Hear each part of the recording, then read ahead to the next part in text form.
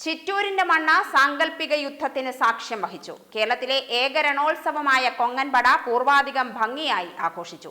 ചരിത്രവും ഐതിഹ്യവും ഒത്തുചേർന്ന ഉത്സവമാണ് ചിറ്റൂർ ദേശം കൊങ്ങൻപട. ദേശത്തിന്റെ മഹോത്സവത്തിന് ചിറ്റൂർ പഴയന്നൂർ വേട്ടയ്ക്കൊരുമകൻ കാവുകളിലേക്ക് ഭക്തജനങ്ങൾ ഒഴുകിയെത്തി. ചിറ്റൂർ ദേശത്തിനെതിരെ യുദ്ധത്തിന് വന്ന കൊങ്ങുരാജാവിനെ ഭഗവതിയുടെ സഹായത്തോടെ പരാജയപ്പെടുത്തിയെന്ന വിശ്വാസത്തിന്റെ സ്മരണ പുതുക്കലാണ് കൊങ്ങൻപട ഉത്സവം. കേരളത്തിലെ നാട്ടുരാജ്യങ്ങളുടെ ചരിത്രത്തിൽ എണ്ണിയാലൊടുങ്ങാത്ത യുദ്ധങ്ങളുടെ വിജയഗാഥകളുണ്ട്. എന്നാൽ ഒരു യുദ്ധത്തിന്റെ വിജയസ്മരണ ഒരു ദേശത്തിന്റെ സംസ്കാരത്തിലേക്ക് സ്വാംശീകരിച്ചിട്ടുള്ളത് ചിറ്റൂരിൽ മാത്രമാണ്. തിങ്കളാഴ്ച പുലർച്ചെ അരത്തിക്കാവ് തീണ്ടുന്നതോടെ ഉത്സവ പരിപാടികൾക്ക് തുടക്കമായി.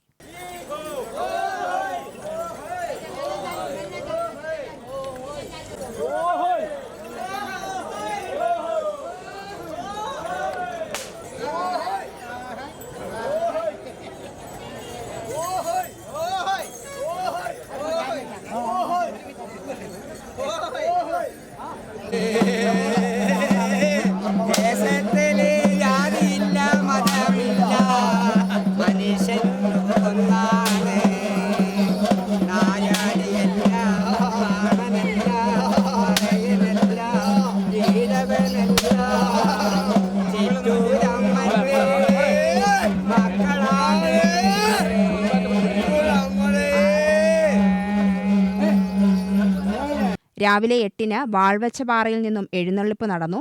ഉച്ചയ്ക്ക് 2-ന് വേട്ടയ്ക്കൊരുമകൻ കാവിൽ തായമ്പകയുണ്ടായി. വൈകിട്ട് 6-ന് ദേവിയും കോലക്കുട്ടികളുമായി ചിറ്റൂർ കാവിലേക്കുള്ള ഘോഷയാത്ര നടന്നു.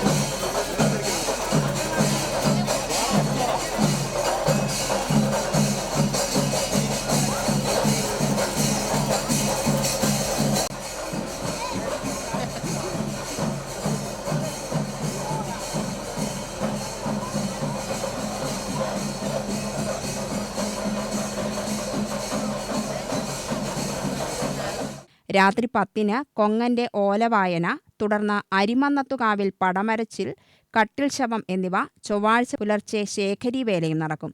Cochin Devaswom board manager V. Murali, president Achuthan എന്നിവരുടെ നേതൃത്വത്തിലാണ് ഉത്സവത്തിനുള്ള ക്രമീകരണങ്ങൾ നടത്തിയത്.